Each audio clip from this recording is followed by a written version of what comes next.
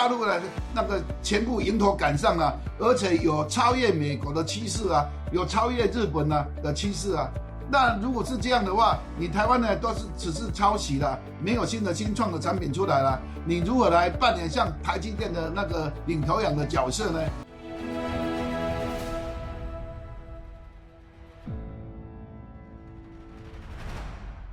大家好，我是谢明辉，欢迎收看辉说明话。这一期呢，我会来跟大家来谈谈大陆呢3A 游戏最近呢，大陆有一个国产的黑神话悟空这个在排行榜上呢，现在已经进到了第2名了。那这个第2名呢，它只输给那个 PUBG 呢325万。他第一天呢，这个悟空呢就已经到达220万，而且后市还看好。那超幻魔兽呢，那个帕普呢，他已经被悟空所超越了。那么这件事情呢，那为什么我会提出来那个谈呢？是因为台湾的这些绿营呢，这些青鸟呢，看了这个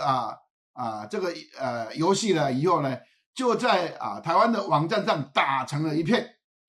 那有一些人呢那个绿营的网军呢就批评了那个支持呢那个悟空的这个台湾的这些游戏玩家啦，说你那么喜欢呢中国的游戏那你就干脆呢到中国去好了，赶快呢搬你台湾这样这种心态呢，他就是他的玻璃心就碎了满地。那这个引起呢那个台湾的那个什么那个网红那陈之汉的挞伐。那陈之汉呢，他认为说这个也是中华文化的一环人家中国可以做出来那你可以做你如果不服你可以超越大陆的这些那个悟空你台湾做不出来人家大陆的科技大概已经把台湾的远远抛在脑后了。以前台湾的这些电子游戏那个超越大陆那现在人家的这些电子游戏的科技已经都赶上台湾，而且它的创意也超过台湾了你要好好的学习才能后来赶上大陆已经胜了那已经既然是失败了，对不对？那你就要好好学习人家嘛，台湾才会进步嘛，才会迎头赶上嘛。你在那个反着走，那叫那个什么叫喜欢的人通通离开大陆你这些笨的全部都留下来，你这个心态呢是非常可疑的。所以陈之汉呢就在网络上骂了2个钟头，那这实在骂的这大快人心了。那现在呢，我是认为是说大陆呢在这个科技上呢，现在不论呢它的那个创意来讲，或是硬体的那个科技技术来讲实质上都已经列入到世界第1名了。连美国以前的这些网络游戏都是由那个什么日本由韩国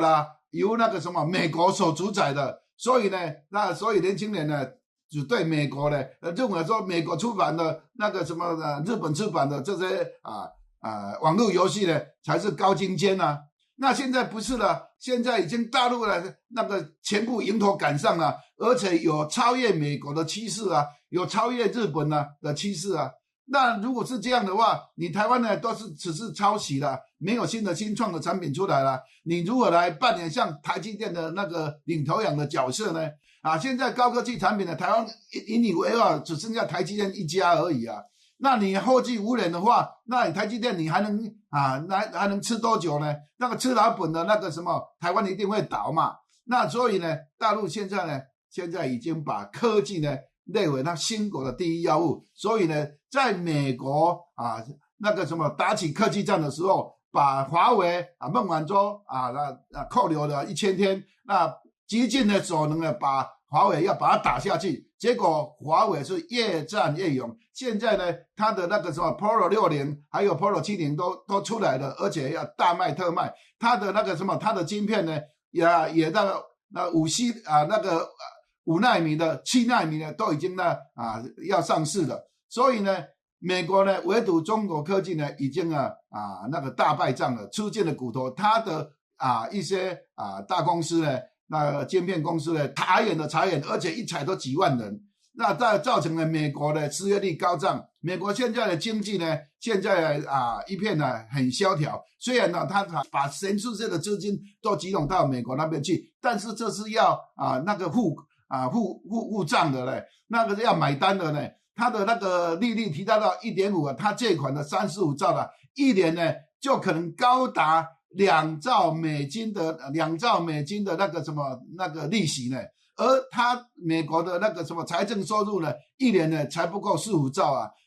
，2兆美金一付利息的话，请问他剩下多少钱呢？可以再发展的他们的国内经济呢？所以美国一片萧条呢，那个是可预见的。所以在高科技里面呢，大陆迎头赶上呢，台湾应该好好学习，不应该呢像你那个台独像你这个青鸟呢，那个玻璃心碎满地的。以上是非说明话来短评，谢谢大家收看。